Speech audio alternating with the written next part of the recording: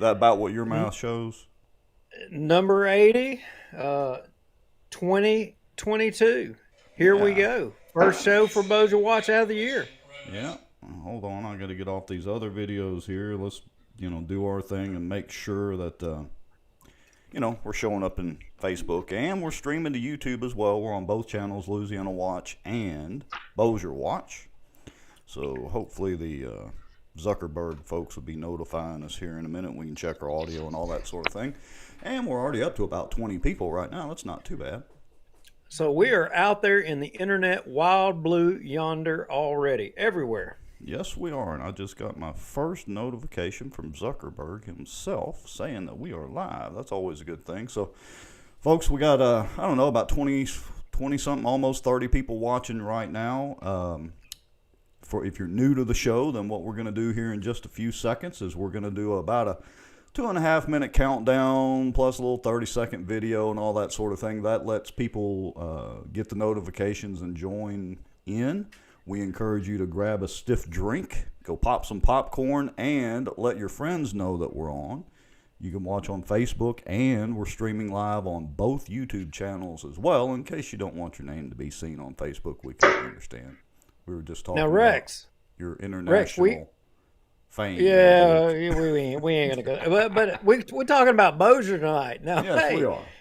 We got to give everybody a little heads up before we go to this little break. Did you know that we had a justice of the peace in Bossier that got in a little bit of a kerfuffle? Oh, really? Well, I hate to say it, but that wouldn't surprise me too much. But what was this kerfuffle? He got indicted in Bossier. Indicted for what? Do we know? Concubinage. Really? Well, when we come back from the break and get into the show, we may just have to show a little information on that. I hadn't seen this on Sadow, Bossier Now, or not even John Settle. I hadn't seen it there either. So it could be breaking news, right? It could be. And we got to figure out what concubinage means too. So, all right, well, let's go ahead and do our break. Let's do our countdown, and we'll be back here in about 2.5-3 minutes, folks.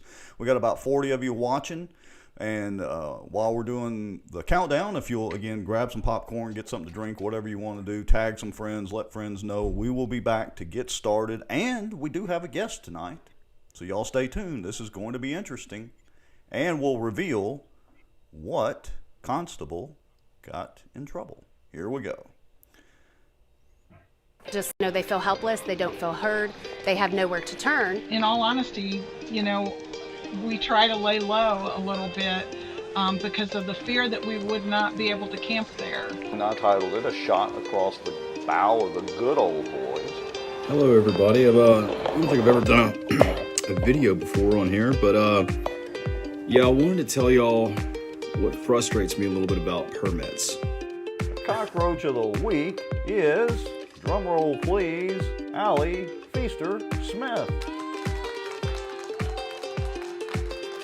We can't be apathetic about what's going on in our state. We have to all pull up our bootstraps and get on top of this. So you're right. There's a problem out there. I mean, and man, you can see it everywhere.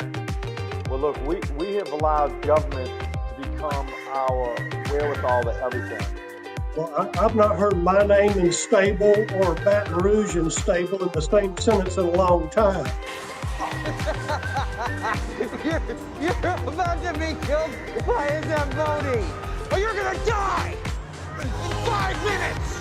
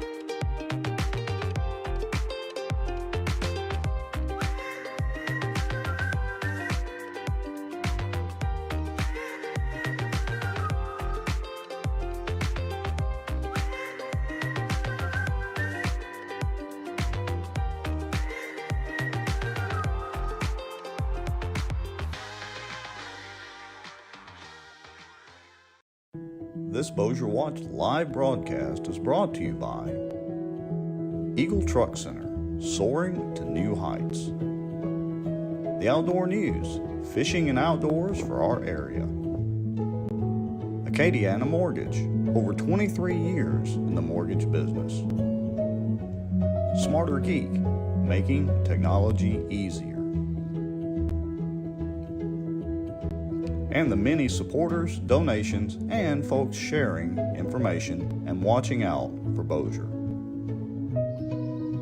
Now, grab your popcorn and a drink. Here we go.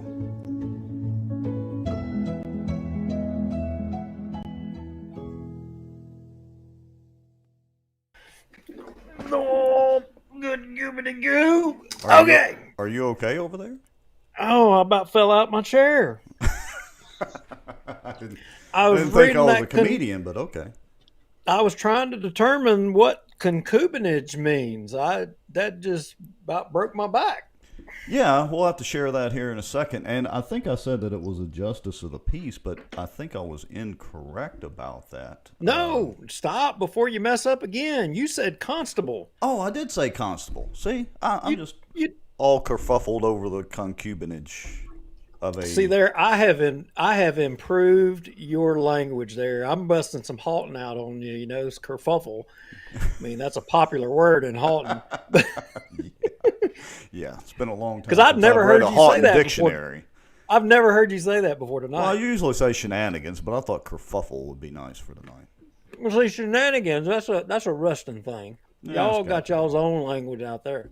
Yeah. So speaking of our own thing and languages and what we got going, what is on our agenda tonight? I mean, I've kind of got it right there on the screen, so it's not really any secret. But Well, you know, there's a lot of crap going on. Let me give you an example. yes, I got two friends that I was trying to put together, this week for a lunch.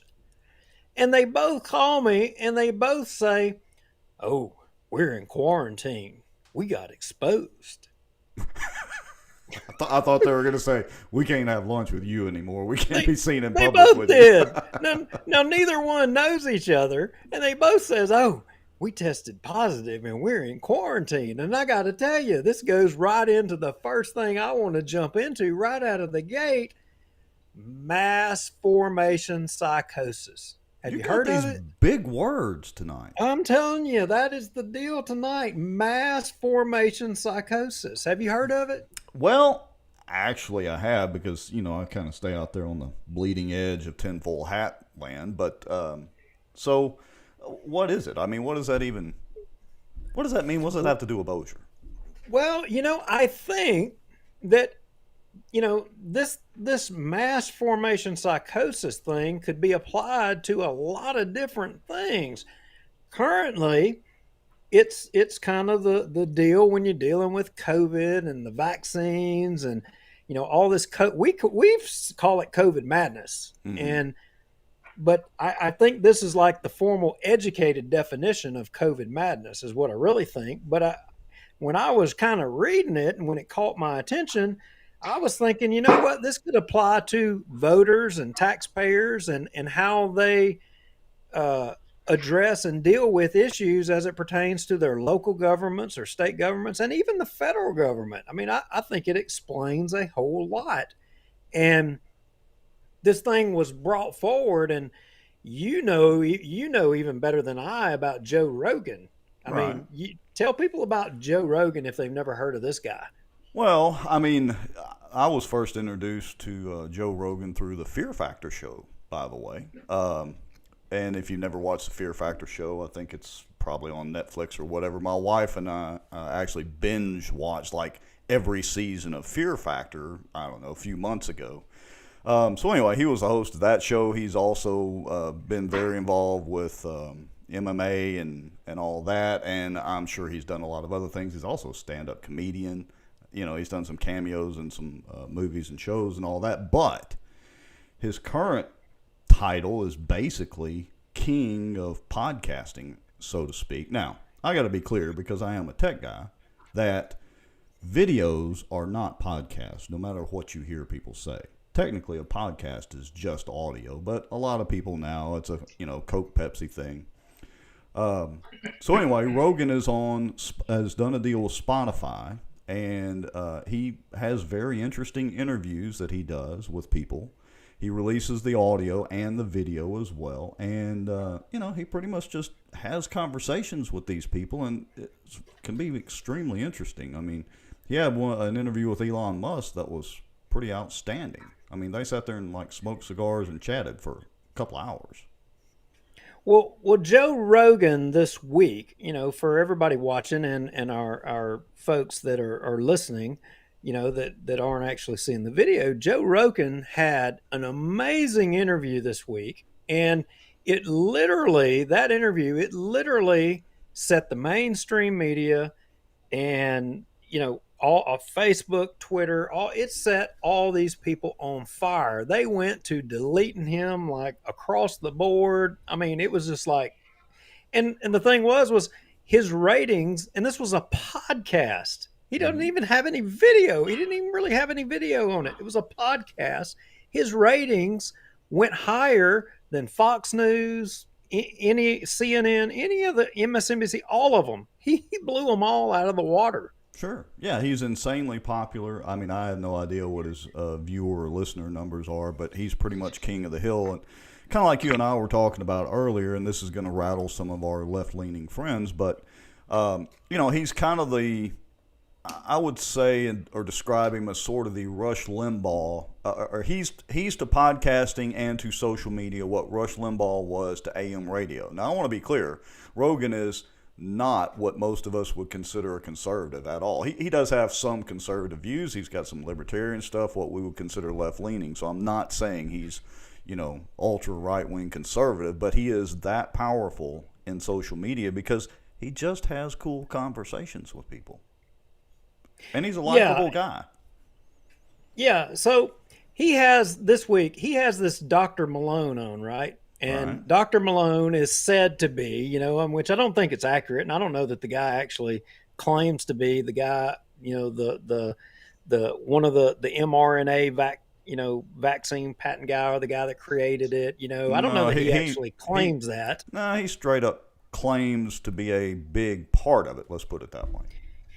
Yeah, but I don't think he claims that he was responsible for all of it. I mean, did he have a hand in it? But I think media may have pushed it that it was. But he had this guy on for an interview, and this guy had some comments, and it set the world on fire. And if you haven't heard it, we're not going to play all of it because it was a pretty long interview. But I think we'll play the first part of it. So roll on with it. All right. So you want me to roll on with the actual part of the podcast? Yeah, the very first part. His first words out. It ain't but just a sentence or so, about 10 seconds maybe. Yeah, let me see if I can get past Rogan here for a second. See, so I don't have a good time stamp on it, but here we go. Retroviruses and their links to breast cancer. And it just happened that while I was in there, this is circa 83, 84, this whole thing cut loose in San Francisco. With the immunodeficiency syndrome in men. And the lab ended up right at the forefront of that.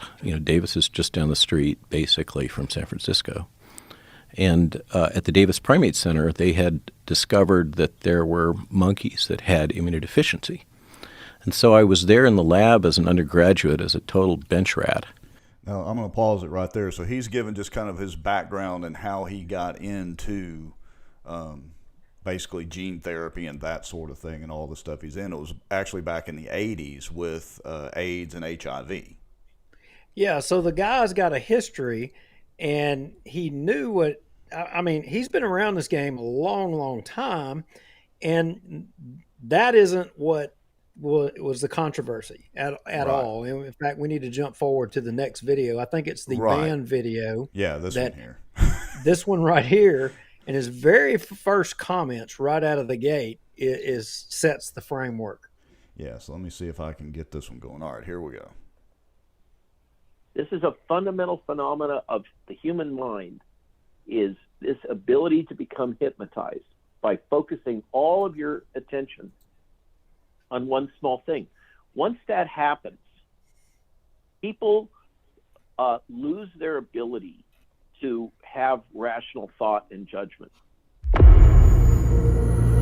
Okay. All right, let's pause that for a second. So, yeah, that one, well, that and a couple other interviews, you're right, have kind of stirred up a lot of people that are on one side or the other of this whole vaccine controversy and the as well as the COVID controversy and all that. But I would encourage everybody, if you don't have a Spotify account, just go make a free Spotify account and then search for Joe Rogan Experience and go listen to that whole interview. No matter which side you're on, you need to listen to the interview objectively. And what he ended up saying was he defined this as mass formation psychosis. Okay, and I read, like, I think it was Forbes magazine, something that they put out, or maybe one of the other, media things, and they were like dismissing the terminology and even dismissing what he was saying about, even that mass formation psychosis, that terminology was even a thing, whether it even truly existed. So did a little bit research more, and if you go down to the at Corona Oshoots 3. Oh, yes. Rex. Yeah, let me get over there. At the 339 mark, as it would turn out, this is actually a thing. It's not made up. I mean, it's not real. This was actually a bunch of these highly intellectual people. Not to say that people from Halton aren't intellectual, but I can tell you none of these folks were in Halton. It's a different kind of intellectual. And they didn't come from Plain Dealing. They didn't come from Benton. And they damn sure didn't come from Bossier City. So... Right. Okay, so we're ready to hit play on the. You might hear a second. Yeah, might hear a second or two of German, but just ignore that, folks. He's going straight back to English. So here we go. So what is it in your view? What is it that apart from the mainstream media, what is it that has caused this? Illusion for so many people that they don't see the reality, but they see a totally different picture of what really goes on. Yes, four things need to exist or need to be in place if you want large-scale mass phenomena to emerge. And the first thing is that there need to be a lot of socially isolated people, people who experience a lack of social bond. The second one is that there need to be a lot of people who experience a lack of sense-making in life. And the third and the fourth condition is that there need to be a lot of free-floating anxiety and a lot of free-floating psychological discontent. So, meaning anxiety and discontent that is not connected to a specific representation. So it needs to be in the mind without the people being able to connect it to something. I mean, we could make that argument for Bossier politics around here. Well, could you make that argument just for Bossier politics? Isn't that how everybody feels about national politics, state politics across the board? We talk about all the time the lack of engagement and people that have they basically have tuned it out. And why have they tuned politics out? Or, taking an interest in things that affects their livelihood, why have they done it? Well, true, and I would well, I'm going to get on my soapbox for a second. Okay, so one of the challenges is, and we've talked about this before, for instance, in the recall efforts, people hear the main headline, but they don't read past the first or second paragraph if they read past the headline, okay? And so they get all ginned up about something, and then it kind of tends to be short-lived, and then they get ginned up about something else, and it just goes on and on. What people need to do, and this is what we've tried to do on the show, is we give our opinions, we show information, we show screenshots and all that sort of thing. But we also encourage people that, hey, we're not professional journalists by any stretch of the imagination, and we're going to inject our viewpoints and our opinions into this, and then you go figure out your own, whether you agree with us or not. But the problem is that the mass media knows how to play with people's minds into this, mass formation psychosis syndrome, I guess is what it is. Now, let me throw another curveball at you, Rex. Do you think that politicians, elected officials, do you think that they have this thing called mass formation psychosis? They run on these platforms, they get elected, and then when they get elected, they don't do what they say. Case in point, Bossier City. We had a mayor. What did he run on about, the man shack, term limits, all those things? Yeah, doing an audit, the whole 9 yards. We ain't. But it would seem that he's fell right in line with the status quo. So is that a form of mass formation psychosis? Not really, because, well, in my opinion, not really, because he's not doing it to mess with people's minds. He's doing it because, well, he just doesn't know any better. Yeah, but he's on the inside. Now, I would argue, and in this next video, that I would point out that there's something, even the Catholics realize something's up. Okay? So now we're going to Catholics. Okay. Even the Catholics acknowledge. I mean, look, David Montgomery went to First Bossier and stood on the stage of a Baptist church. He's supposed to be Catholic, right? Yeah. Ain't that what we understand? Yeah. Play the Archbishop Carlo Vigiano. I mean, just play him and okay. Let's see what he had to say. Let me get over there to it. Let's see. Publish. Let's make the software act nicely, and let's see what the good Archbishop has to say.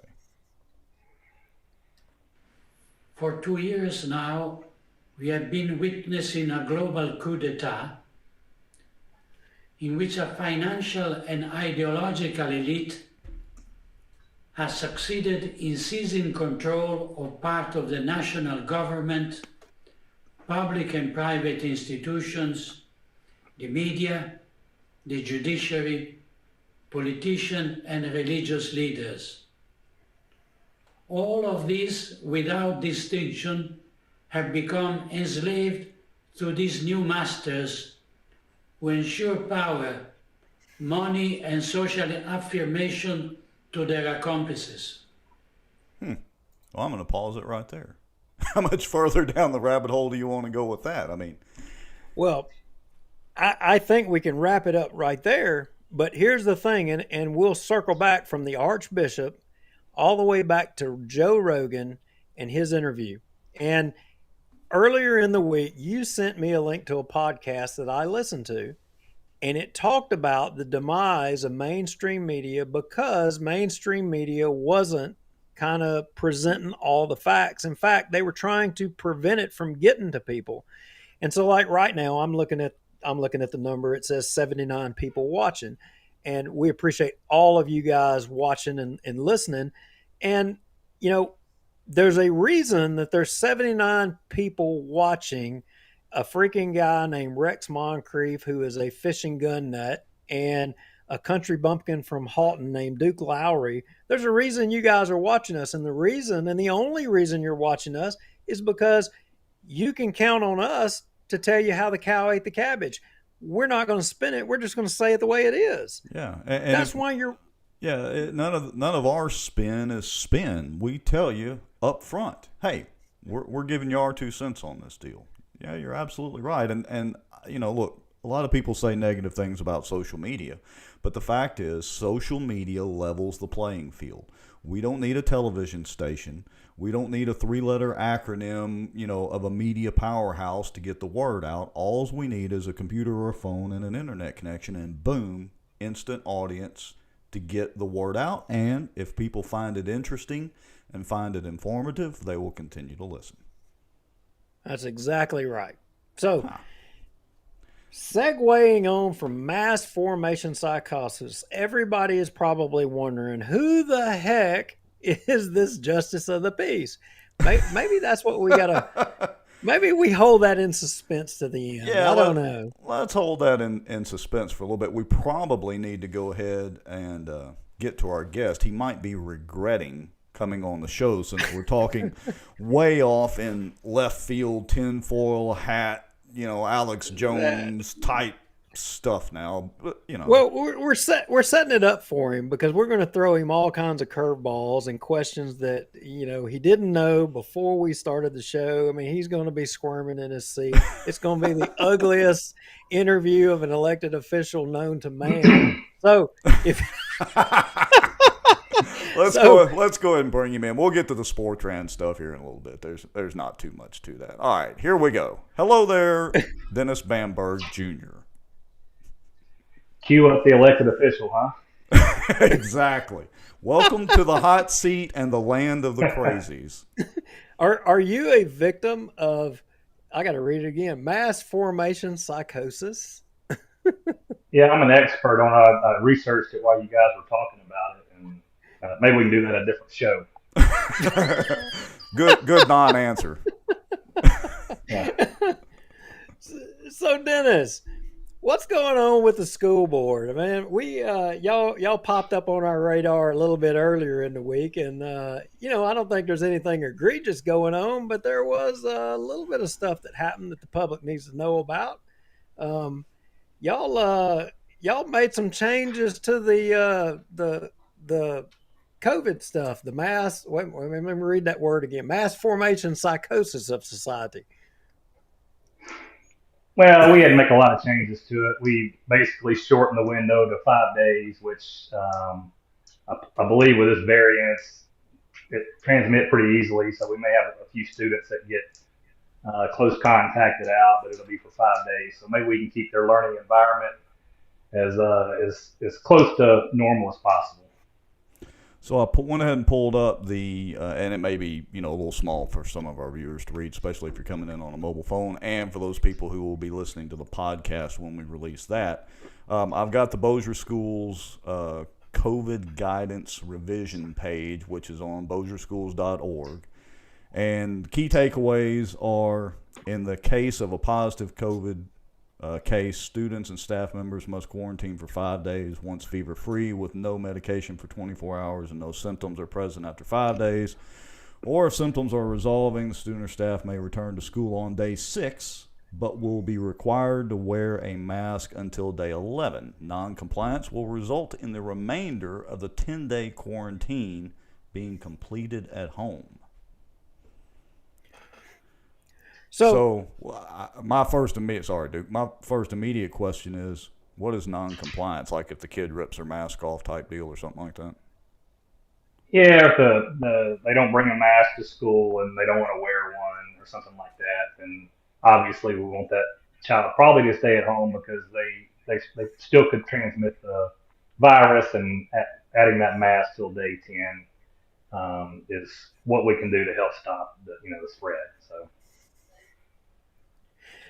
Well, Dennis, this might be a little bit of a curveball. Ryan Haygood asks a question. He says, how much did the Bossier Parish School Board get from the CDC for pimping those masks? Are y'all getting paid a commission? I mean, would you get a steak dinner at Two John's or something, or what?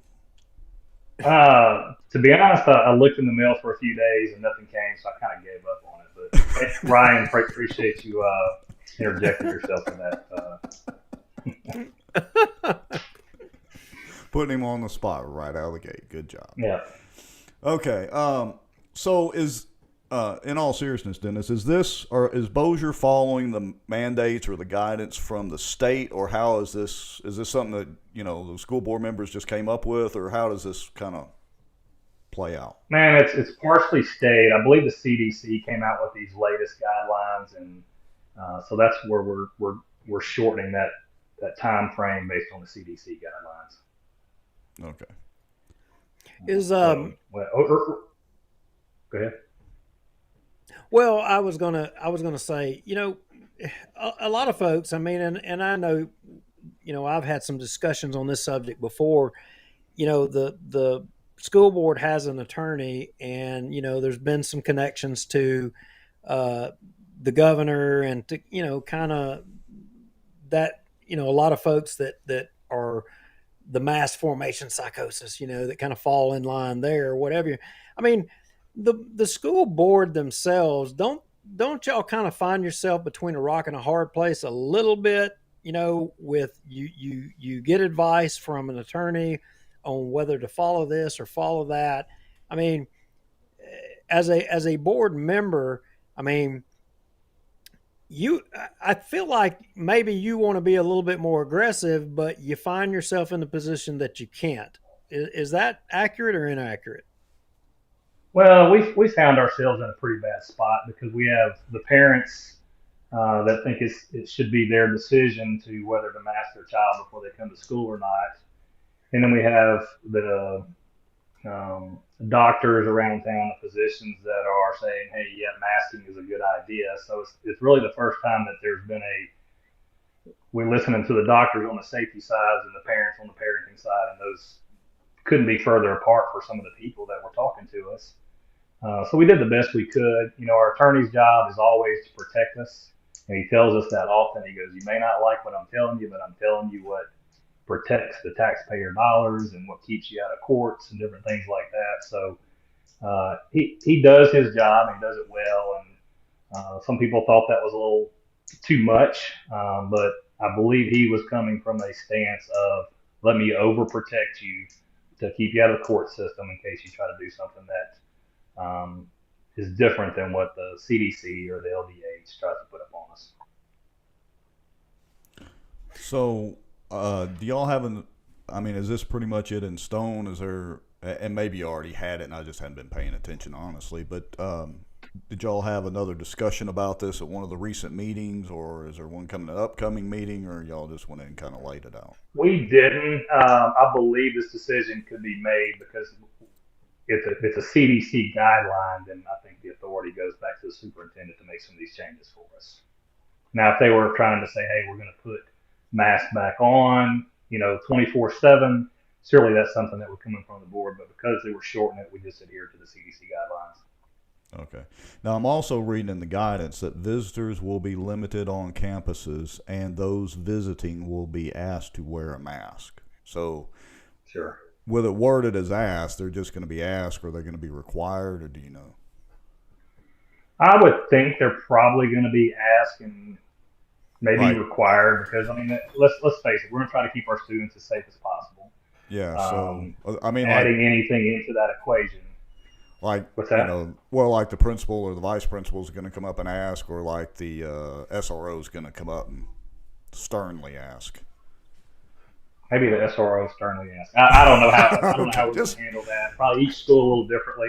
Okay. But you're bringing out an outside person into the campus, and if that's a risk exposure that you don't have to take, then maybe we don't take that. We're trying to do the best we can with our kids, and right. Maybe we ask our visitors to wear a mask. Yeah, not trying to put you on the spot too much, but we will get asked the question. No, you're fine. What do they mean when they're going to ask us to do it? That's the kind of question we'll get. Well, yeah. People will say, okay, look, you guys didn't ask the tough questions or what have you. Look, Dennis, a lot of people say that, a lot of the decisions that the school boards have made or had to make it was more about money and profit, and I hate to say profit, that ain't the right word, but it was about money, and I've seen just while we're sitting here talking, numerous posts in our show, about CDC money and money for doing this and doing that. What is the situation from the board's perspective? Is it really about the money? Is it about y'all making money? Because I know we're fixing to segue into, having some millage renewals, but at the end of the day, is money the deciding factor in the decisions with the school board or not, or what? Absolutely not. As far as I know, I've never been told that, hey, if you don't adhere to this 100%, we're going to hold funding back from the state or from the federal government or, anything like that. So it wasn't an ability to try to capitalize money by wearing masks. That was never the case. I think the only thing is some of the points that the board members made was, hey, can we be sued because we are not requiring masks? And that had some of the board members to say, hey, let's do this so we don't get sued and have to pay out money in a legal fight. But it was never about we make money because we adhere to this policy set together by LDAs or LDOE or anything like that. So as far as I know, we were never told that they're going to withhold any money from us based on our decisions. Well, let me expand on that and go down that rabbit hole for a second. So when, the other board members or the parish attorney discuss getting sued, are they more worried about getting sued by the federal government? Are they worried about getting sued by parents, or just in general? Probably in general, but I mean, if you think about it, if you do something against the CDC or LDH and they give you some guidelines to adhere to, you put some exposure out there. If a child were to come to school and God forbid something happened to that child, even up to death, then I'm sure we would be named in a lawsuit. And sometimes it doesn't matter if you're right or wrong or what your thought processes were around it. They said, hey, you were given a clear guideline by all these departments, and why did you go against them? You could be held liable in a situation like that. So sometimes you listen to your attorneys and he breaks it down that way, and you're like, is that really worth the risk of taking that? So that's some of the conversations that we were having. Well, I think it's a positive thing so far that, the masking is going to be encouraged and not necessarily, at least at this point, required. So I think that that's a step in the right direction. Right. One other question. As your school board member for District 12, what's your sense of your constituents, the people that have voted for you, percentage-wise for required masking or against required masking? Is it 50-50, 60-40, any kind of sense of that in your district?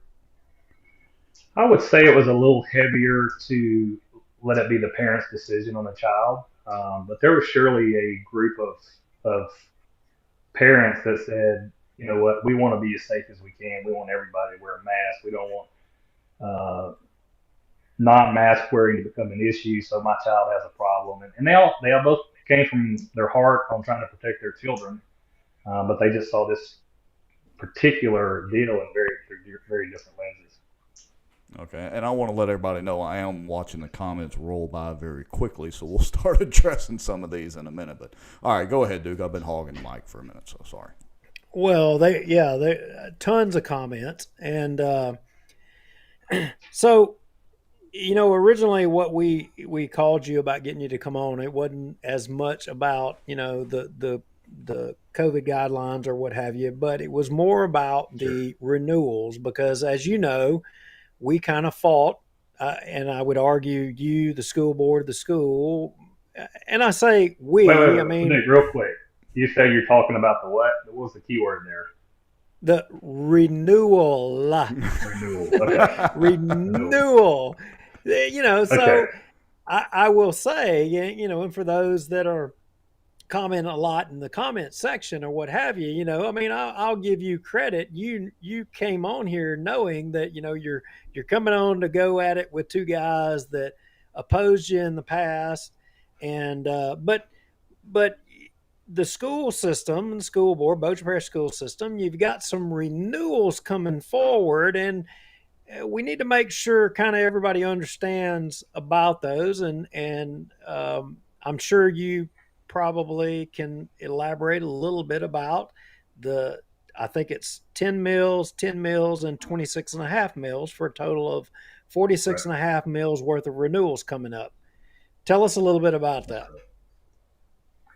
Well, these millages mostly fund our current teachers' salaries and benefits, and one of the 10 mills is for maintenance and operations of our schools. This is such an important issue that, if you can ask your children, hey, do you like your teacher? Because if they say yes, they want you to vote for this proposal, because this would mean mass layoffs, different things like that would happen, and because we wouldn't be able to pay the amount of teachers that we have now. So this goes to pay our current teaching staff, our employees, their salaries and benefits, and then also to help us to maintain our schools. So to be clear, this isn't a repeat of a couple of years ago, which was, by my math, a 40% increase. This is to maintain for lack of a better term, a status quo. Truly a renewal of the existing millages, correct? Absolutely status quo. If you like the school system in Bossier, and I believe I've heard the sheriff say that there's two reasons people move to Bossier, and that's because of the safety and because of the schools. And if you like the school system the way it is now, it's a must vote for coming up in April. An interesting thing you mentioned, the sheriff. I'd like to remind everybody that it's actually the sheriff that collects the taxes. He is the tax collector. It's not the tax assessor's office. He's the one that basically values the property and assesses the taxes, but the sheriff's the one that comes and collects them. Whoa. You mean we can't blame Bobby Evanston? Full disclosure, I've been fishing with Bobby, so I'm trying to give him a little credit where credit's due. He does take a lot of the heat. All right, so well, go ahead, Duke, and then I'll fire. Well, I just wanted to reemphasize the point that this is a renewal to operate under what you're already operating under.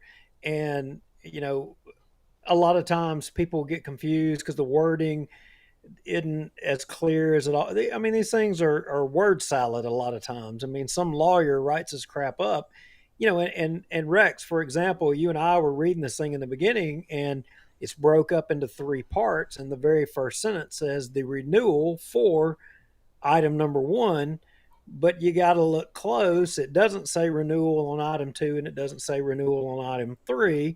So is one to infer that, the first one's a renewal, then the next two are new. But if you went further on down into the document, you will get to a part to where you will see Proposition 1, renewal, Proposition 2, renewal, Proposition 3, renewal. Yeah, I think the actual resolution apparently at the school board meeting didn't specify up in the very top of it, which is kind of like the summary, but technically I guess it's the actual first part of the resolution. But yeah, you're right, Duke, because that was one of my words. I was like, wait a minute. If I remember my math right, they're already taxing at 65.36 mils, at least back in 2019, unless it's changed. And now they're wanting to add on some more. But as it turns out, it is a renewal for, what did we say our math was earlier? 10, 10, and 26.5. And Dennis, feel free to jump in and correct me anywhere that I'm wrong. No, that's absolutely correct. I just want to make one thing very, very clear: is all three of these are absolute renewals. Okay. And when's that election going to be, Duke? Did we have it in our notes? Is that going to be coming up in March or April? 30th. April 30th, a little after tax day. I think here we go right here. Now, I would assume that the school boards are going to get out there more so publicly here in the future and talk about this and put a little bit more information out there and to inform the public, correct? That is correct. I talked to them today, and they'll be out, and they're going to be coming to the South Bossier lunch group. They're going to go to the North Bossier lunch group. They're going to probably talk to anybody who will listen to them. We've already visited with the chamber, and we have their support on this proposed proposition. So we are definitely going to do due diligence so people know exactly what they're voting for when they go to the polls and see this on there.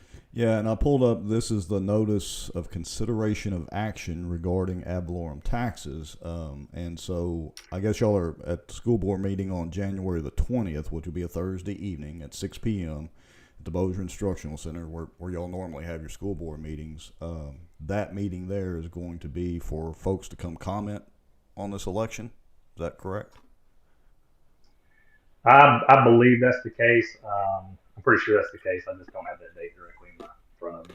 Okay. Yeah, I'm pretty sure. As long as this is correct, that would be right. All right. So Now, Dennis, I had another question. I mean, again, it's a little bit of a curveball, but I know you, and I know you can handle up on it. So, and before I get to another question, and I'll prompt you a little early on this one, on the concrete stuff. A lot of people find themselves this day and time disenchanted with public school education. I think it's a lot because of, I think the Department of Education from the federal level and the mandates that come down. And then I think from the state level, I think a lot of people have a lot of problems with, public school education. I think the highest rate of homeschool is actually this past year in the history of Louisiana. I mean, as a guy who sits on a school board, and I know you're a Republican, and you identify as a conservative. What are your thoughts on that? I mean, it seems like there's a wedge kind of, getting between the public and public school education and the future of education, and maybe more so in Bossier Parish, what our ideas of education should be and what should and shouldn't be taught. Where are we going from here in education? What are your thoughts on that?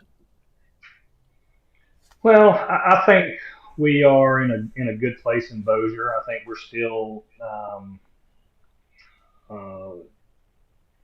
a conservative area that lives by some good values in our school system.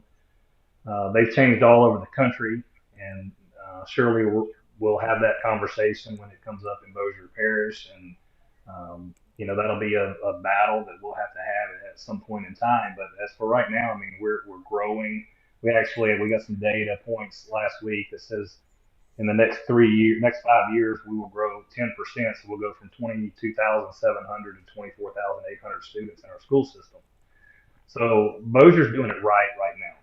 Okay, so they're not moving in to Bossier because our school system is not doing it the way that they would like it done. So do we have some disagreements sometimes with people with our school system? Absolutely. You can't have 24,000 kids, and that's should be 48,000 parents that you're trying to make happy, and that's just that's unrealistic as a system.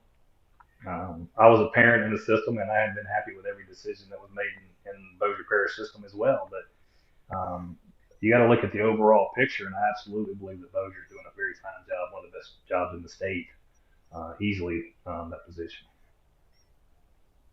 So speaking of happy parents and disgruntled parents and all of them in between, what is the best way for somebody? You're over District 12, so if somebody's in your district, or I guess maybe if they just want to know some information in general and want to reach out to you, what's the best way for somebody to reach out to you? Well, you can go to the Bossier Schools website. It has every school board member. It shows their district. It shows their cell phone number, their email address. So, I mean, you can start a conversation that way. And I know many of my colleagues that have many conversations with people in their constituents, as do I, about the different issues that are going on at the time. And a lot of times when you can talk to them, you can tell them the position with masking. That was one thing. We had a lot of long conversations with constituents, and a lot of times after you told them the position we were in, they would understand. They may not agree with you, but they'd understand what some of the decisions that were being made through the system were about.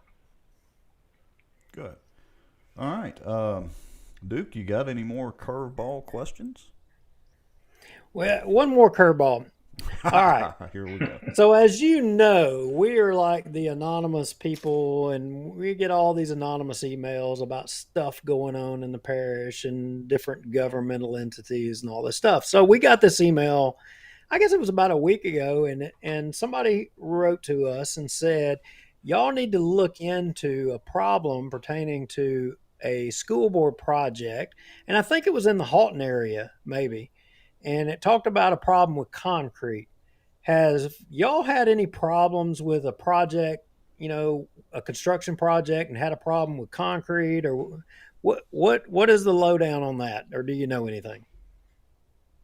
Yeah, recently we had a project that was going on in the Halton area, and they poured some concrete, and the concrete, while it was tested, while it was wet, it did not pass the test that needed to pass to move forward with the construction project. They gave that project 28 days or 30 days to cure, whatever that is for concrete, and it passed the test when it was fully cured. So it did set us back about 30 days waiting on the results of the fully cured concrete, because we didn't want to move forward, so we kind of held them off the project for 30 days where they wouldn't, if for some reason it did not pass the last test, we wouldn't have to undo things that they had on top of the concrete. But that's about the extent of my knowledge about concrete in the school system right now.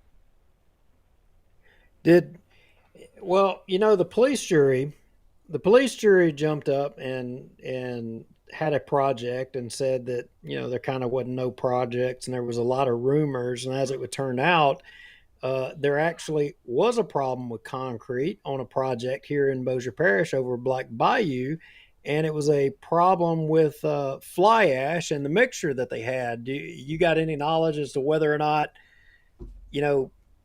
that was an issue with y'all's project? I've never heard of fly ash before, so okay. I didn't hear that on the email or any change orders or anything like that. So my assumption is everything was normal. It just didn't pass the test until it fully cured. And just to be aware, our good friend David Womack says, I do concrete. So if you need some advice on the concrete, reach out to David. And Kaylee David, Larkin, send me some comments on what fly ash is, I guess. Yeah, get him educated there, David. Kaylee Larkin asked who poured it. So I don't know if you might know off the top of your head who the contractor was. We have a contract. I don't know who they use for the concrete. Now, Dennis, as you can imagine, there's a lot of folks would love for us to hit you with a whole lot more questions. And in our comments, I'm seeing it. And I don't think it's as much about you individually as it is, and it goes back to the COVID and the mask stuff. I mean, they're really pouring it on. And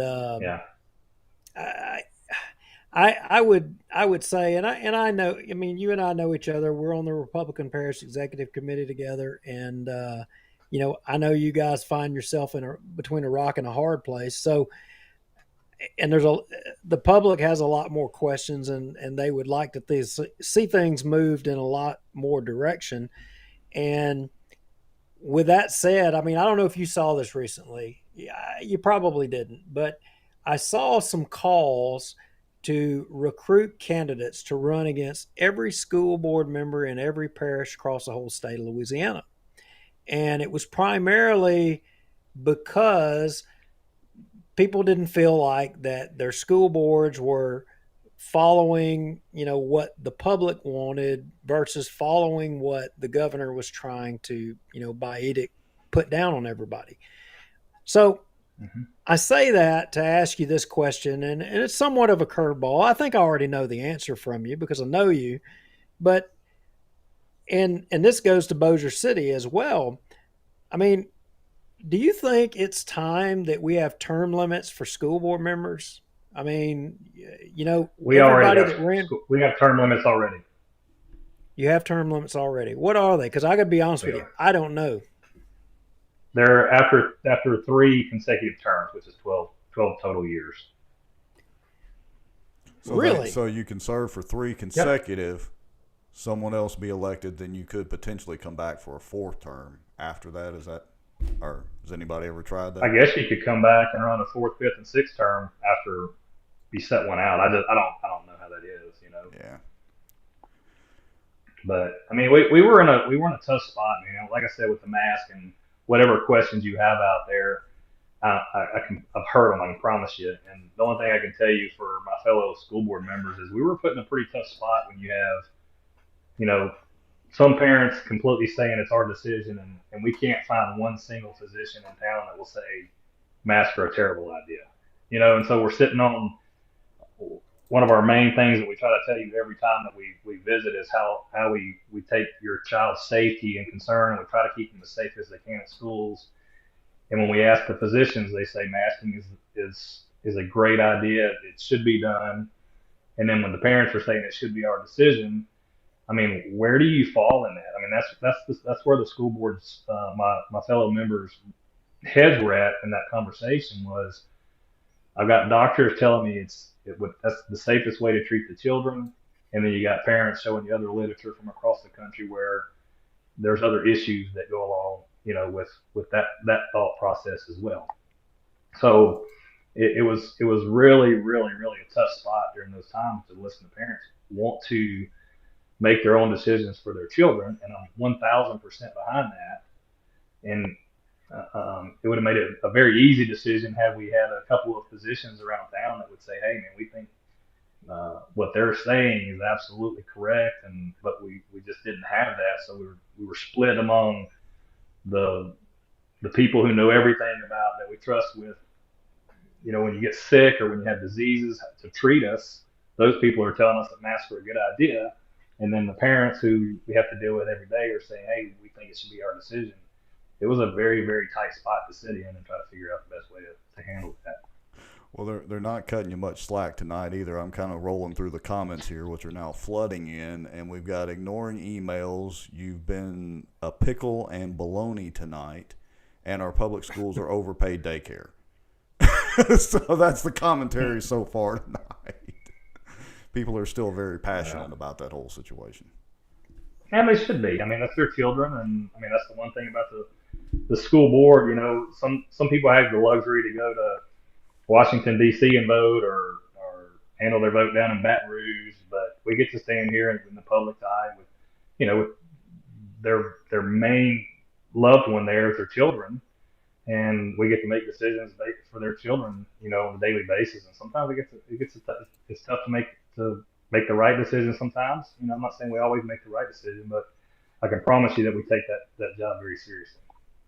So, I know you relatively well from, let's just say, past political things and all that. And just so folks know, because I'm watching these comments roll in now, the reason that I'm not, we're trying to have a nice interview is because I sincerely believe that you're absolutely for the parents' decisions. But like you said, absolutely, you got two sides tugging at you. And folks, maybe y'all need to, here's a hint, maybe you need to have some actual doctors show up at the meetings and have some actual physicians to counter some of these arguments, because I can see the pickle that you're in, to quote one of the comments earlier, on both sides of this coin. And I'm not a pro-mask mandate person at all, but I can see the position that y'all get stretched in. Well, I'm not a pro-masker either. I'm just not. I don't like them. I think there's issues that we've had people come in and tell us all the problems that occur because you're wearing a mask. And when you can't see mouth, pronunciation from teachers, it affects the learning. There's all kind of reasons to not wear a mask every day. And we as a board 100% understand some of that stuff. But the hard part was when, the people we trust with our lives in their hands, and they're telling us that, hey, you really should wear a mask. It wasn't about what the governor was telling us. It wasn't about what the CDC was telling us. It was about what some of our local physicians were telling us, and that made it a really tough spot. So what we did is as soon as they would relinquish some of the issues, we gave the authority to the superintendent to just make that immediate. And we put a back to school start that I thought was very effective. And then they came up with a mandate, and so we did go out and say, hey, as soon as the mandate's over, we go back to what we started the school year with. So I think we were proactive, trying to get it back to normal as fast as we can, but we wanted to maximize the ability for these children to learn in an in-school setting. Gotcha. All right. Well, I'm going to start addressing some of the comments here for a second, so go fire away, Duke. Well, I am going to get you to send me that term limits thing, because I have looked for that and I have not seen it. I'm not saying it's not correct. I'm not at all saying that. I just haven't found it. But and that was something that was shot put in place probably 7 years ago. 7 years ago? Okay, so that's not. It's been a recent. Yeah, because I was fixing to say, I think some of the existing board members have probably been. They're pushing the limits, right? Well, what they did is when they put term limits on, they allowed them to start as a new board member and gave them 3 terms from that point forward. So everybody, when I came in, the year that I was elected to that position, every person started their time clock at 12 years starting that point. Gotcha. Good deal. Yeah, and like Rex said, that wasn't when we originally talked. We didn't intend on this show blowing up about COVID, and but the comments are like really, it's pretty amazing. I would commend you, because you've known this has been a hot topic, and I would say that sure. my opinion is you've been on the right side of the issue. You're one vote amongst how many of you guys got up there? 7? 12. 12. Yeah, see my math. I mean, I went to Halton. I mean, it come down to what the limit was. But,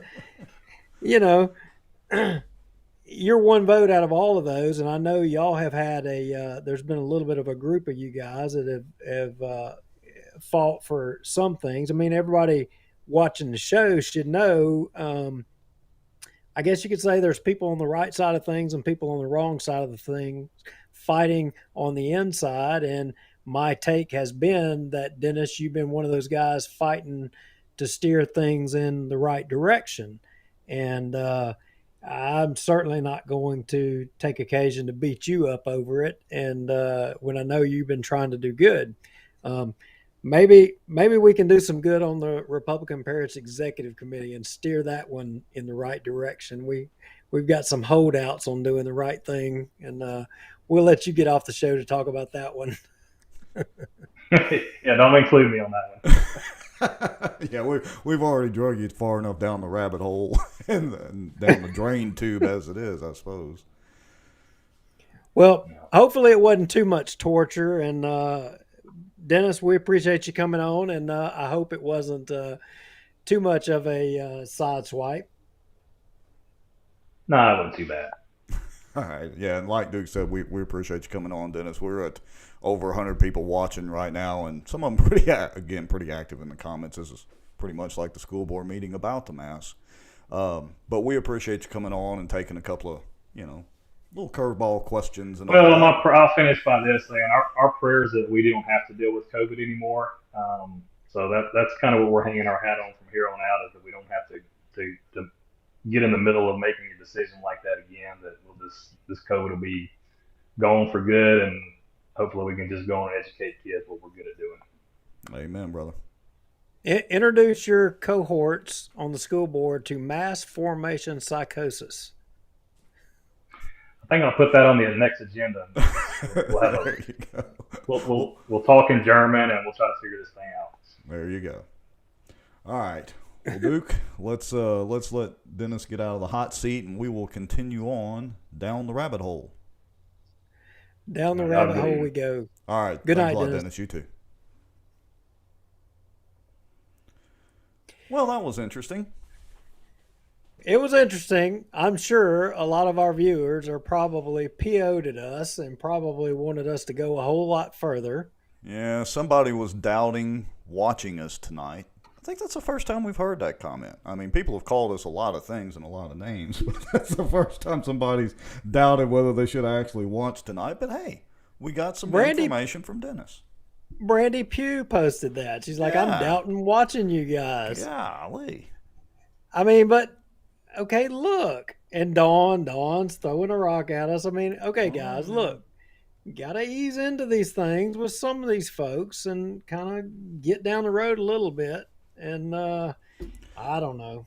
Well, look, Dennis had a good point, and he fully admitted what his personal beliefs are as far as the mask and all of that.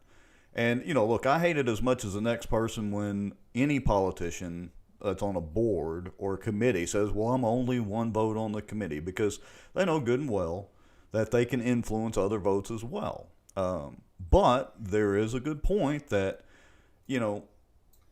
there are a couple of board members who are not pro-masking the kids as a mandate. But again, they're not enough votes for the majority, and that seems to be the problem. Now, I know somebody will probably call me out and go back and check their voting records on their little resolutions or whatever they had. That's fine too. But I can say with certainty that there are a couple of board members that would just as soon not have any mask mandates. Looking at completely optional. If somebody wants to wear a mask, fine. Looking at a couple of comments, and Dawn Thomas says one, many of us have had face-to-face conversations with him, and y'all were being way too nice. Dawn, I'm not going to disagree with you. We were being very nice. You are exactly right.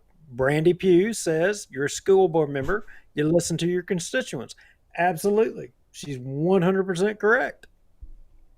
She is 100% correct. But you also have to remember that while the school board members, just like with the city council or anything else, while Dennis is elected by the people in his district, he doesn't take an oath to represent only the people in his district.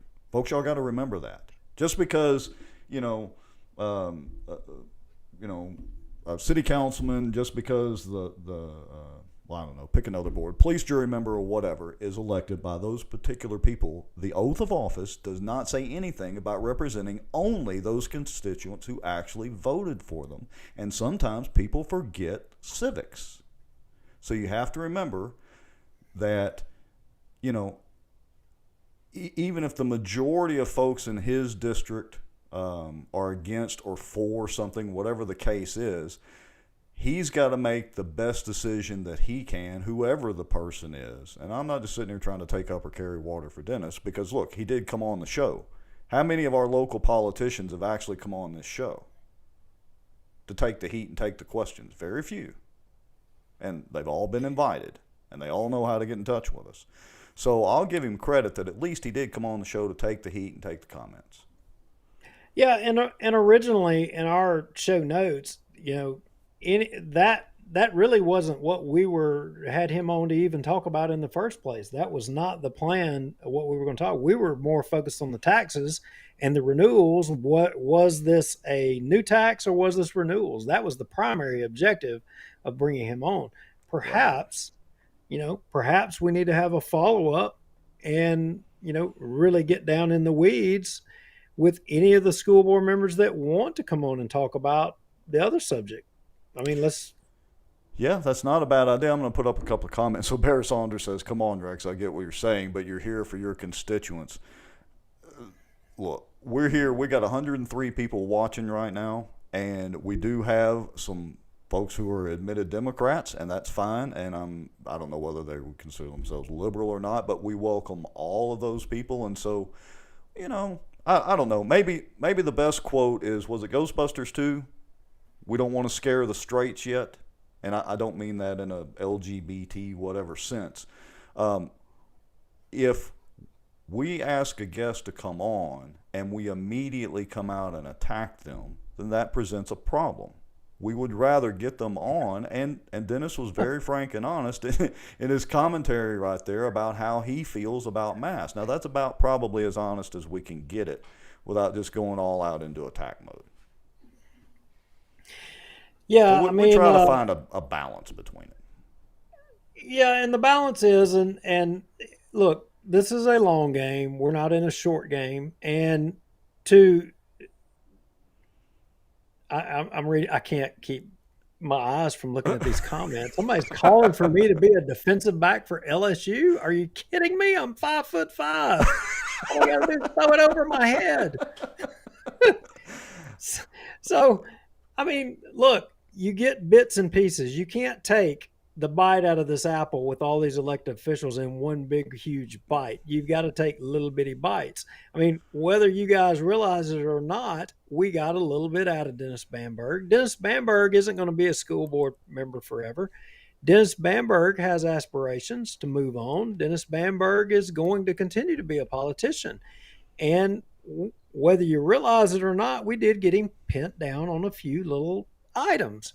And we'll hold him accountable moving forward into the future.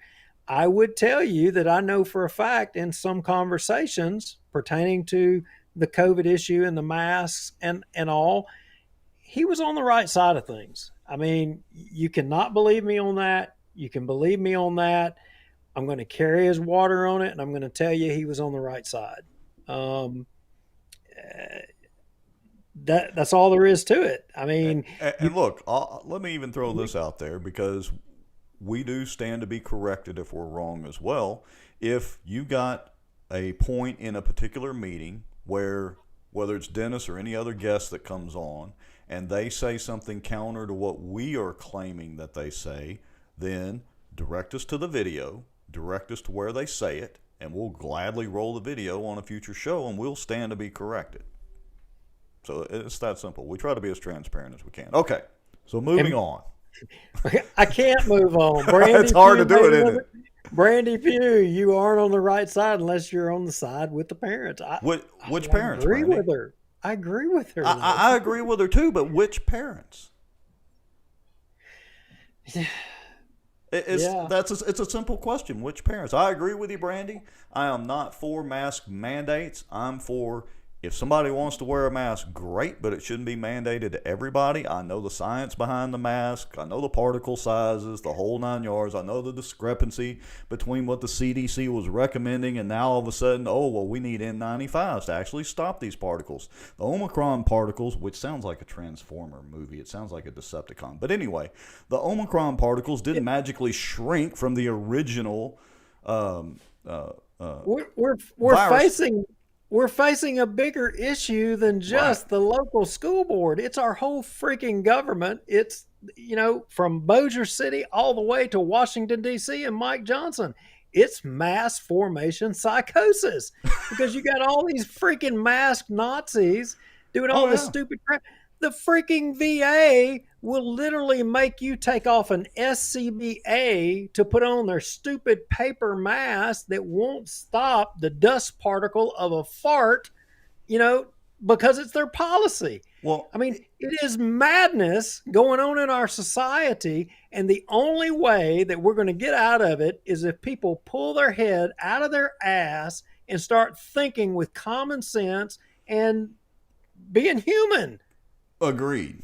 It's like the epitome of it is, I don't know if you've seen the video from the lady who, she and this gentleman on a flight were in an argument and they were going back and forth. She was demanding he put on his mask and wear it while she had her mask pulled off. And she's screaming at him. And I mean, they called each other a few choice words. I don't know if the air marshals like zip tied her or duct taped her or whatever. But anyway, she ended up like getting arrested for assault. But she's literally screaming at this guy to wear his mask while she has her mask pulled off. That is the epitome of this whole situation. And that's the hypocrisy and the irony of the whole situation. So anyway. And this mass formation, I keep going back to that mass formation psychosis because that is exactly what it is, but it's all of us. It's even everybody. Look, there's a lot of people that are woke and there's a lot of people that have been going along. I would argue that we have all been a part of this mass formation psychosis for a long time because we've been letting government as a whole, it's separate and apart. It's bigger than just this mask, vaccine crap. It's bigger than that. We let our congressmen, we let our legislators all go to Baton Rouge. We let all these politicians go and just do what they want. We don't show up at meetings. We don't hold them accountable. Shed Road, Rex, tell me right now, there's 100+ people watching this show right now. How many of you have all showed up at a Bossier City Council meeting and demanded to know what was the cost of the 8 digits that would be the expense for the Shed Road? Yeah, where did the number come from? Who pulled it out of the rear end? There's 100 people. Tell me how many people of this 100 people have showed up at a Bossier City Council meeting and demanded to know that? Yeah. Like, where's the recall effort? South Bossier folks. I've not seen one jackwagon show up and ask the question. Your freaking councilman and your mayor don't even have the courage to ask Man Buck down there. They ain't even got the courage to ask him. None of them do. They're watching the show. We'll probably drop. I mean, how many of them are there? There's 6, 7, 8 of them, and counting the mayor. I mean, we'll see the number drop below 100, but they freaking ain't even got the gonads to ask the question. I'm sorry, but it's the truth. Yeah. And I asked the question. I'm glad Bambird answered it. I really did not know. I saw, somebody had said something about term limits. It's going on in Bossier. I really didn't know about the school board. But, I would argue, look, I like Dennis. I do like Dennis. But you know what? Truth of the matter is somebody should challenge him. In fact, somebody should challenge somebody for every elected official, every seat, every position, and we should talk about every issue. There should be challenges. Rex, if you were in a district and I lived in your district and nobody was going to run against you, I should run against you and challenge you on the votes you've taken and the positions that you've took. I mean, you should be challenged and had to answer for them, and there should be a maximum number of terms that you can serve for everything. Agreed, 100%. I'm all for Yeah, term I limits know. for everything, for every office, including judges. These lifetime appointments kill me too. I understand the reasoning behind it, but I don't know. Okay, so now that we're lost way down that rabbit hole, I want to address a couple of other things because, and Brandy, you're doing great comments, so we appreciate them all, but let me find this one. Hold on here. This has woken up so many people. Okay. It has. And there's a lot of issues that have woken up in a lot of people, but the problem is, Brandy, the follow-up. It literally is. Because we can all talk about voting these people out of office. We can talk about recalls. How many people actually, I mean, I know there is a certain percentage that have and that are homeschooling, and that's great. I'm a huge fan of homeschooling. We homeschooled three of our three boys. But how many people of you have actually pulled your kids completely out of school? And not just in our particular group here that is watching tonight, but how many people overall? The percentage is low. Now, there was a good group that showed up at the school board meeting where they were discussing the mask mandates, and who was it? Adam Bass got up and did his soliloquy and all that. But you know how many people have been at those school board meetings after that? Not many. And so the school board members that y'all are all talking about, when you don't continue to keep showing up, they go, oh, well, they've lost interest. They've gone and put their pitchforks and torches up, so we're good. That's exactly right. That's the problem. J.J. Lewis, Jack Wagon, classic. That never gets old. You see that post? No, I didn't see that one. Yeah, you got to see that one. Jack Oh, Wagon. here we go. Yep, I got it right here. Yeah. Now, the reason I point that out, that never gets old. Now, you know what, J.J. Lewis? What never gets old is Steve Pinnell. And you know what never gets old about that is you ain't cool if your chrome don't shine. So I'm going to go tomorrow to Bossier City, and I'm going to go do an inspection of chrome, and I'm going to take it up with Chief Zagoni, because if your chrome don't shine, you ain't cool. And I'm going to say that Steve Pinnell directed me to do that. A lot of people are like, what in the hell are they talking about? Way down some kind of You're even going, what is he talking about? It's got to be a fireman thing. It's got to be a fireman thing. Yeah. If it was a bass boat thing, there's only two things that matter. It's going fast and looking good. Doesn't really matter how many fish you catch. All right, anyway. So hey, I'm thinking about getting me a free ride on SporTran tomorrow. What about you? We need to. We've been threatening to do that. We need to actually go for that ride because, and let me see if I can get back to screenshots and get myself organized here. But yeah, they're actually doing free rides now. So let me get this pulled up here. This is that zero fare thing that they're doing. Okay, here we go. This is press release from yesterday. And I'll read this out for the folks that are listening and the ones that are on phones that can't read the small print. SporTran, let me put on my radio announcer voice. SporTran is pleased to announce that fares for all vehicles and services inside the Shreveport-Bossier City limits will be free to the public for 2022 and 2023. The move to zero fare ridership was made possible by a federal grant, which will cover the fare cost of SporTran bus and on-demand travel in the SporTran service area. Zero fare began Sunday, January 22nd, 2022. SporTran President and CEO Denaro Washington is excited about the impact zero fare will have on passengers. All right, I'm done reading all that. I just want to ride for free. I just want to ride for free. Now, I just want to ride for free. Now, I'm going to ask this question to the audience, and you can just answer it with a simple yes or no and then expand all you want. Is there ever a free lunch? Is there ever a free lunch? And by extension, is there ever a zero fare public bus ride? Yes or no? Well, golly geez, I hate to go back. Dawn Thomas, she made another good post. That long one right there? Dawn. Yeah, dadgum Dawn. All right, let's while we're giving people a chance to ask about or to answer about zero fares and free lunches, let's add that one. All right, here we go. Yeah, because you know what? This jumps back to the Bossier City Council as well too. Think about the colonel. Well, okay. But the colonel is at a lot of the meetings. Oh, and he's he at gets all up, the meetings. And yeah, he knows how to Don, segue into turning the conversation how he wants it to. He does. But think about something, though. Don just points out we don't continue to go to the meetings just to have them sit up there and act like condescending overlords and not paying attention to anything we say.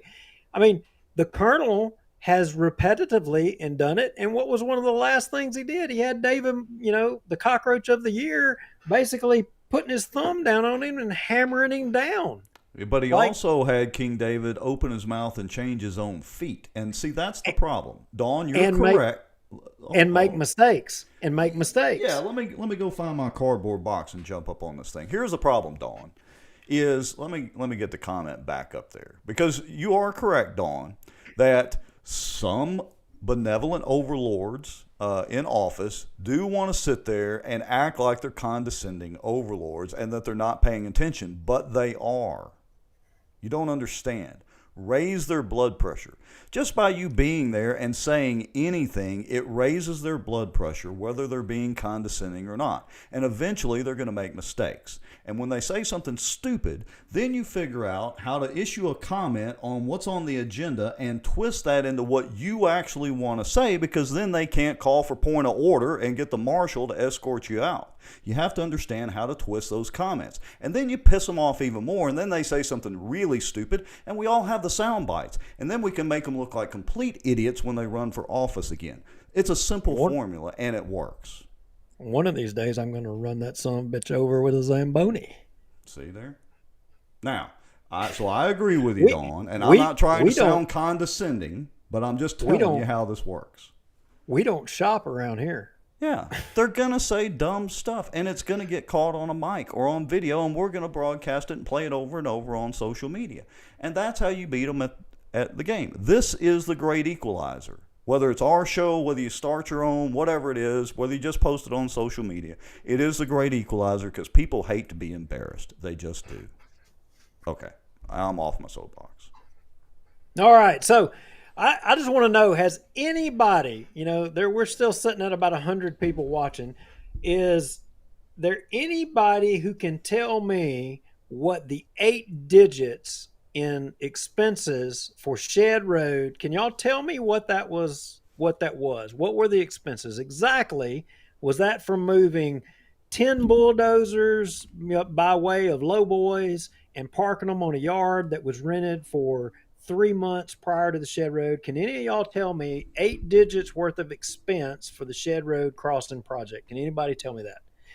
I'm dying to know, because I haven't heard it from any councilman in Bossier City, and certainly not the mayor and the city attorney. I mean, good gosh. I mean, we've got Freedom of Information Act requests. I mean, actually, they're public information requests that he's been sitting on for months, and no response, whatever.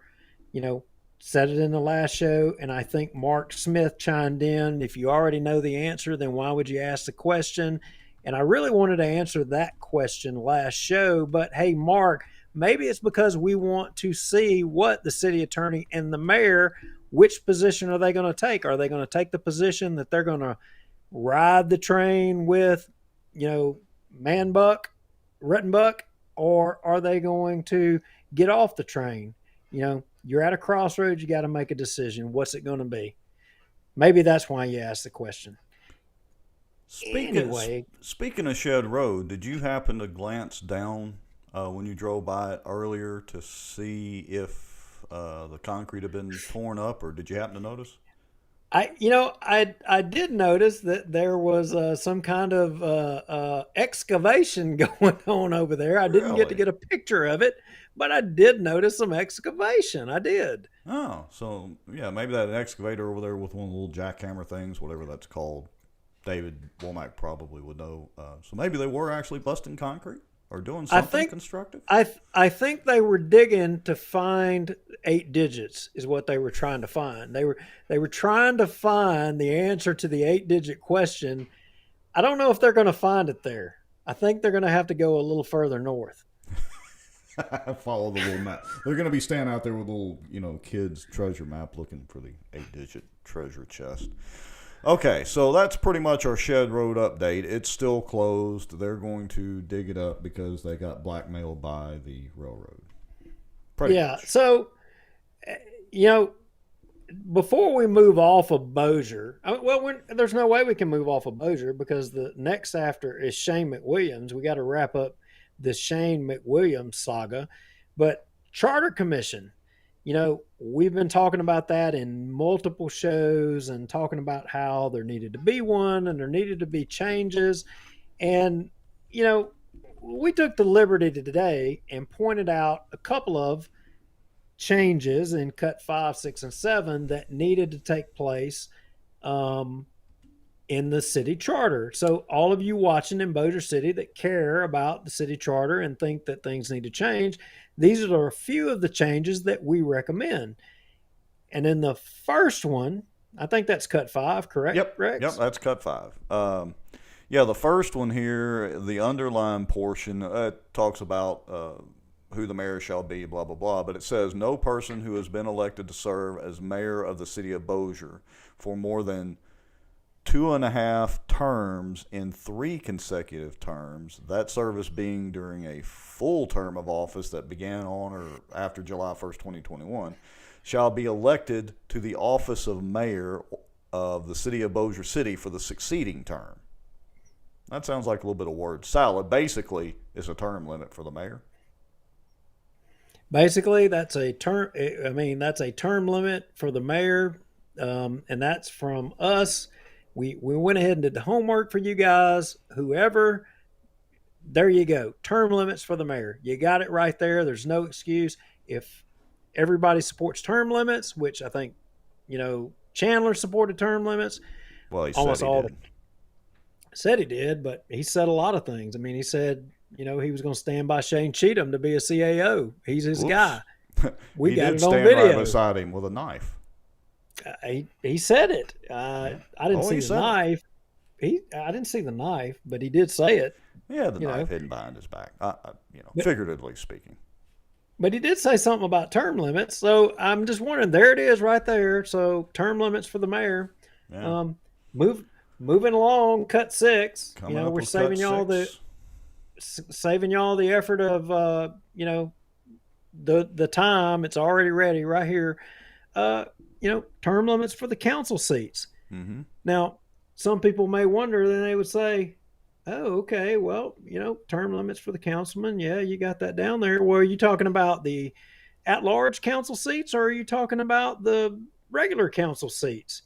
Well, that would imply that there's a different makeup for the existing structure of the council. So go to cut 7 and let's look at makeup and what is the makeup or a recommended makeup. Now here there could be some dispute from folks because as it is right now, you have 5 districts and you got 2 at large. Well, why don't we just do away with the at-large seats and let's just now Chris Smith may be pissed off about that. We know David Montgomery, he'd be mad about it. He'd be mad about anything. We don't care about David, but anyway, go ahead. Yeah, but let's just do away with the at-large seats and let's make straight 7 city council districts across the city. What do y'all think about that? I'd have to say I'm in a toss-up on that one. I'd have to think about that one for a little bit. And a toss-up? Are you kidding? What do you want? You want a north at-large district and a south at-large district? Is that where you're going? We already got that. Although I would say Chris Smith as the at-large councilman is not just looking out for the South. I would say with almost 100% certainty that David Montgomery is looking out for the North. But here's the thing is, let me play devil's advocate here and give you my challenge to that. It goes back to some of the comments we had earlier that, people have this tendency to think, and elected politicians do, that I'm only looking out for the people in my district. Yes, you should represent them. Yes, they should very heavily influence your vote, or the majority of them should, but that ain't what your oath of office says. And there's where I have a rub with that. Now, I think we can go back and pull it, but I'm pretty sure that that was one of the campaign issues of Tommy Chandler, was that he was going to call for a charter commission. Like right out of the gate, you've got a full seated city council, and there's no reason to not move forward now, because here's the thing, and for all of you watching, if the mayor doesn't call for a charter commission now, it won't take place before the next elections. He would by ignoring it now would basically be deferring it to where everybody that's currently elected would enable them to have another term. He would be basically going against what he campaigned on. Well, that wouldn't be so unusual. So I'm wondering, everybody watching, what do you guys think about 7 straight city council districts, doing away with the at-large districts? Well, we've had a couple of comments, so of course I'm not 100% for it. Again, I'd have to think it through a little more. David Johnson says, I say no, we need at-large.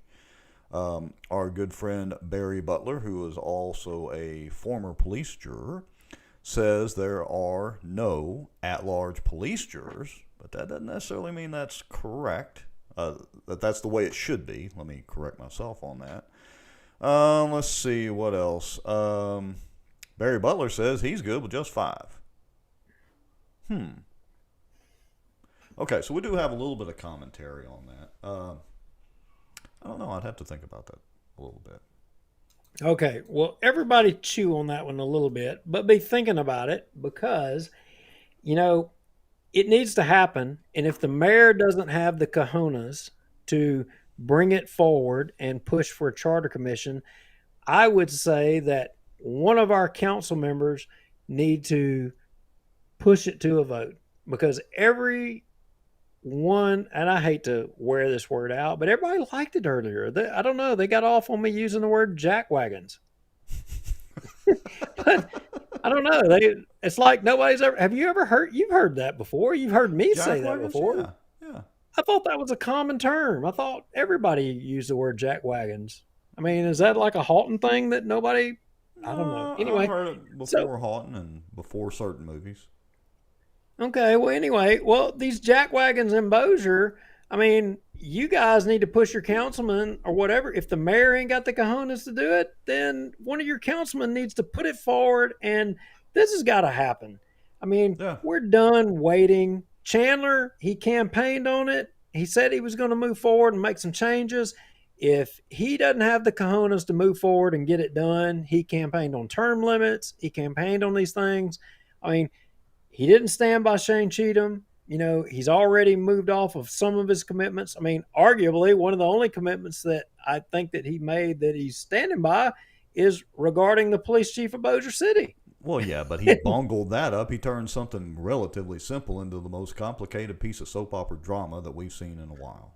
Well, he did bungle that up. And I'm throwing a rock on public information requests for information. I'm blaming it on the city attorney, but the truth of the matter is, who is the custodian of records? Technically, is it the mayor?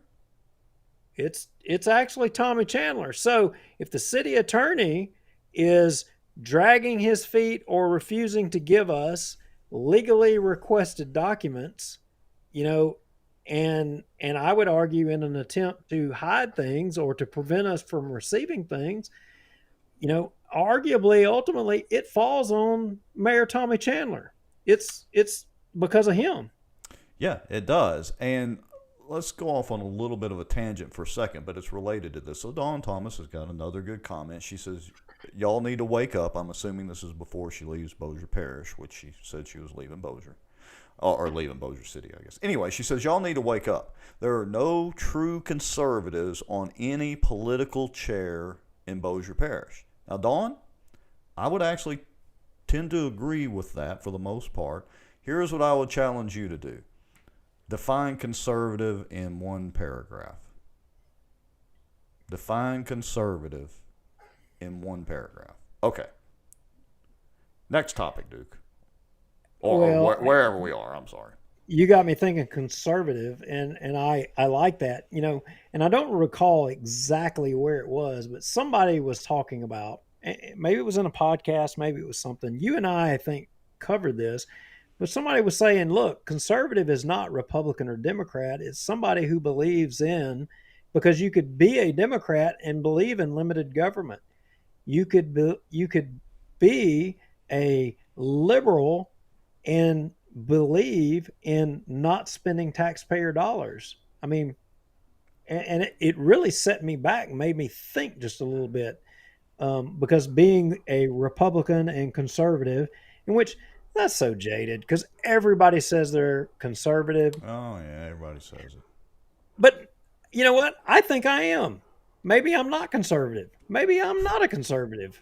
You got me wondering. Hey, who knows these days?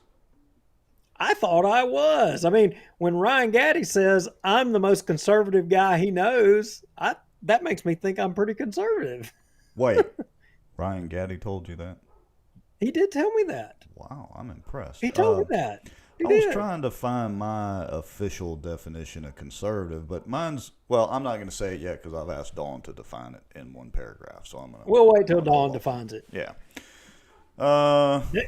David Jones says.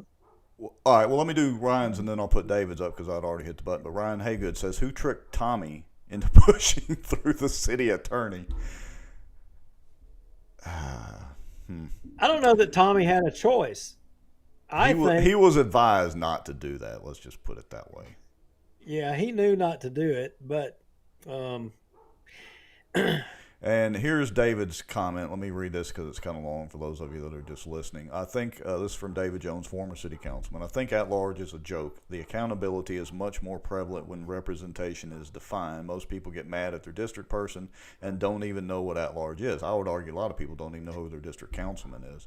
Chris played the game and pulled it off in a low turnout and said, just vote for one. The math screws the intent. Interesting take. Can't argue with that. But I would also argue a lot of people who don't know who their city councilman is any more than they know who the at-large is or even what an at-large member is. I would argue a lot of them don't even know what the city council does. We do because we live in a skewed little bubble here, all of us, and especially folks that are watching this show. All right, so Rex, what I want to know is how did the Civil Service Board meeting for Shane McWilliams, police chief of Bossier City, go this morning?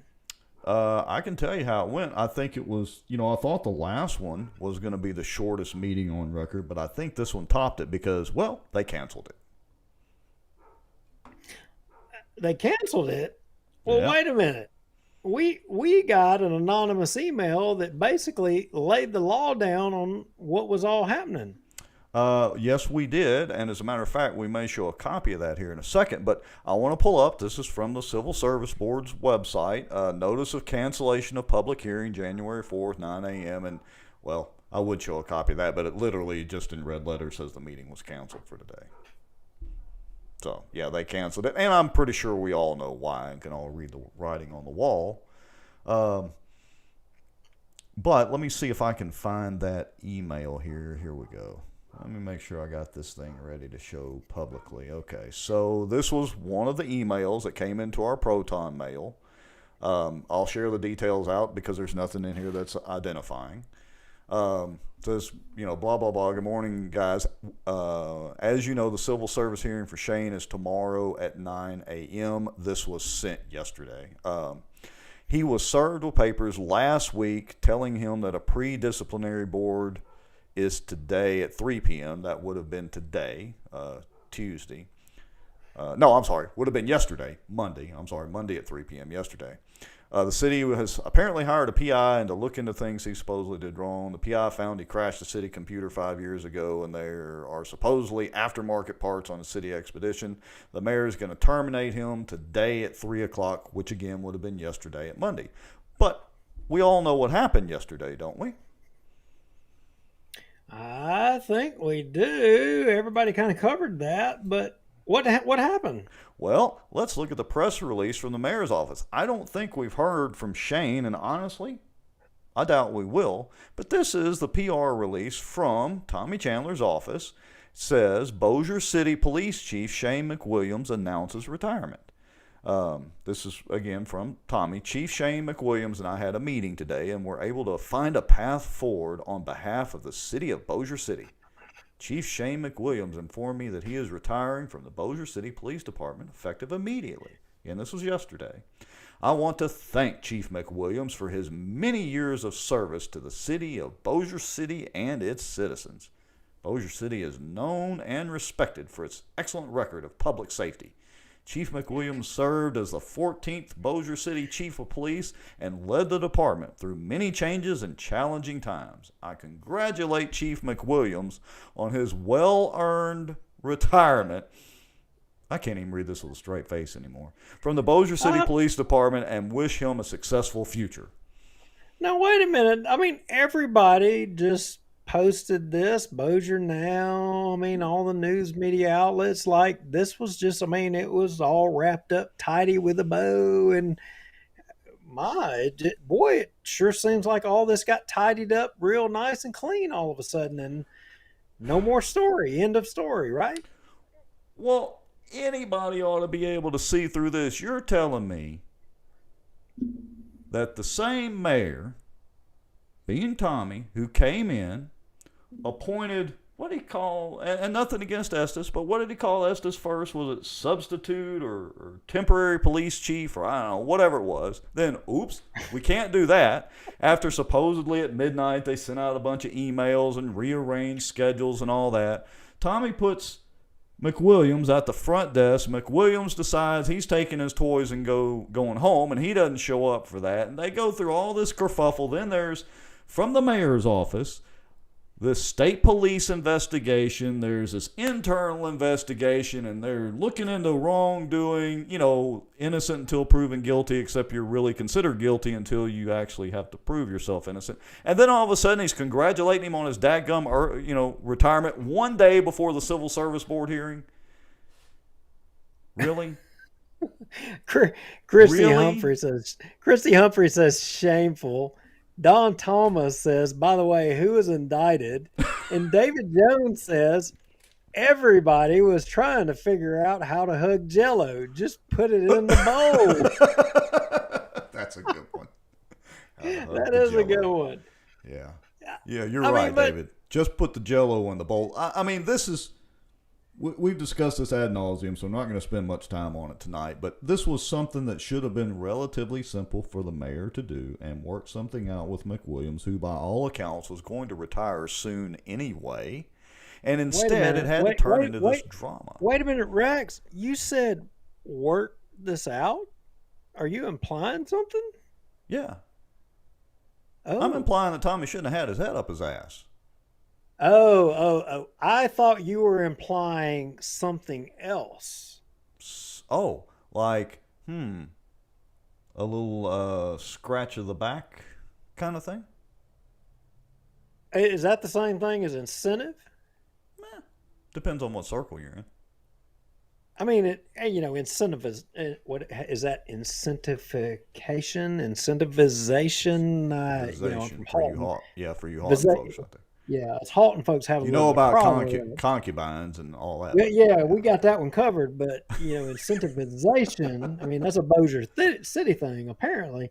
But, yeah, incentivization, that's my understanding. In fact, would you believe, Rex, not only did I get one call as soon as this, well, I shouldn't say as soon as this broke, before this broke, I got not one call, but 2 calls saying there was incentivization coming Shane McWilliams' way for this to happen. Well, if he got a peaceful retirement bonus, maybe. I guess that's legit. Is it? I don't know much about how the civil service stuff and, bonuses and retirement and all that work. You would know more than, me as a retired fireman and all that sort of thing, but I guess that would be kosher. Well, I mean, it would save attorney fees all the way around. And, if I'm Shane McWilliams, why the hell would I want to stay there and, have somebody angling at me the whole damn time anyway when I know I'm not wanted? I mean, if there was an offer of incentivization, hell yeah, I'd bail out. Yeah, I cash in the chips, go home, and laugh all the way to the bank.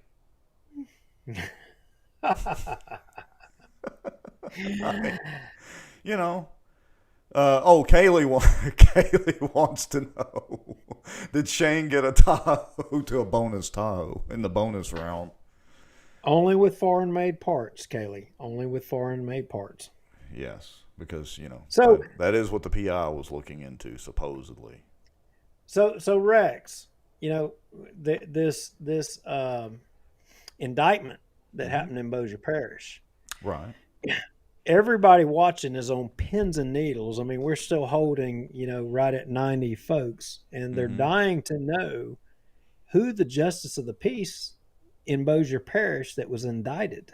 They're dying to know. Before I pull this trigger, I just want everybody to know that this was your idea to tease this out. So you get the fallout because they still have their pitchforks out in the comments section tonight. Okay.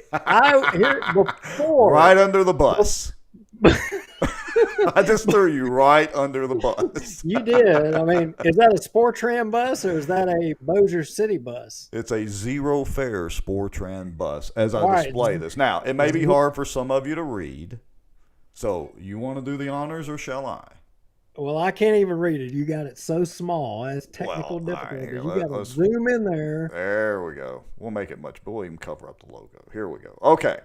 So this is the case of Justice of the Peace Fuller of Bossier, who is indicted for concubinage, is fixed for trial on Thursday, July the 22nd of, drumroll please, 1909. So, folks, the Good Old Boys Club has been going on for a long time here in Bossier, all the way back to 1909 with concubines. And you don't ever hear about the Justice of the Peace, but they're right there in the middle of it. So the next time you go to a Justice of the Peace, you just need to know them folks have been right up in the middle of the Gob network, just like everybody else. Don Thomas says, simply with 2 words, y'all suck.